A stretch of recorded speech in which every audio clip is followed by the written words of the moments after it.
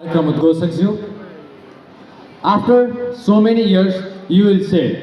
त्यो एउटा यस्तो सुरुवात थियो त्यो एउटा यस्तो सुरुवात थियो कि हुँ म बुद्धिमानी या भाग्य हो बलियो one day you will say कि त्यो एउटा यस्तो सुरुवात थियो कि हुँ म बुद्धिमानी या भाग्य हो बलियो बिर्सिन खोज्दा झन् सम्झिरहन्छु म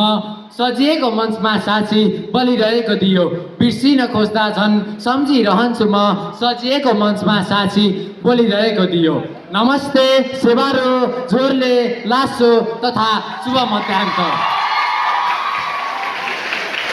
आजको यस कार्यक्रमका श्रद्धेय सभाध्यक्ष महोदय प्रमुख अतिथि विशिष्ट अतिथि मञ्चासीन सम्पूर्ण अतिथिजन सम्पूर्ण गुरुवर्गहरू सहपाठी साथीहरू दाइ दिदीहरू र तिलोत्तमा माध्यमिक विद्यालयबाट आफ्नो भविष्यको उडान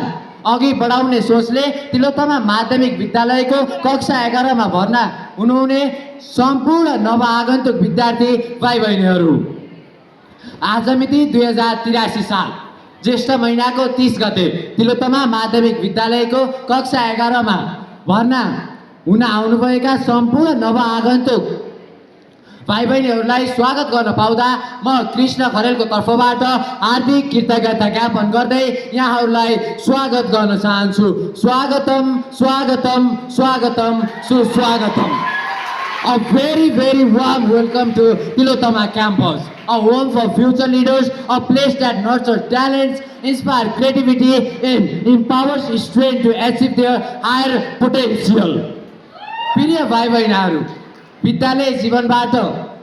कलेज जीवनमा प्रवेश गर्नु केवल कक्षा परिवर्तन गर्नु मात्र होइन यो जिम्मेवारी आत्मविश्वास आत्मनिर्भरताको महत्त्वपूर्ण कदम पनि हो आजबाट तपाईहरु यस्तो यात्रामा प्रवेश गर्दै हुनुहुन्छ जहाँ ज्ञान मात्र होइन चरित्र नेतृत्व अनुशासन र व्यक्तित्व विकासका पाठहरू पनि तपाईहरुले सिक्नुहुनेछ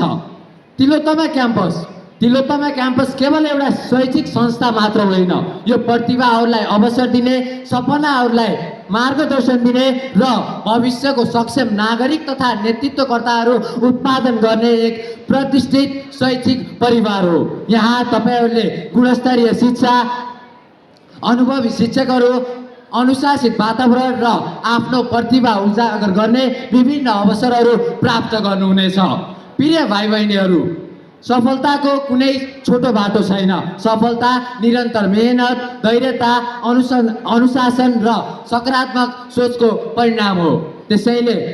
आज तपाईहरुको आफ्नो सपना छन् कोही डाक्टर बन्न चाहनुहुन्छ कोही पाइलट बन्न चाहनुहुन्छ कोही इन्जिनियर बन्न चाहनुहुन्छ कोही शिक्षक कोही व्यवसायी वैज्ञानिक वा समाजसेवी बन्न चाहनुहुन्छ तर ती सपनाहरूलाई वास्तविकमा बदल्ने शक्ति कोसँग छ तपाईहरुसँग नै छ त्यसैले आजबाट अबबाट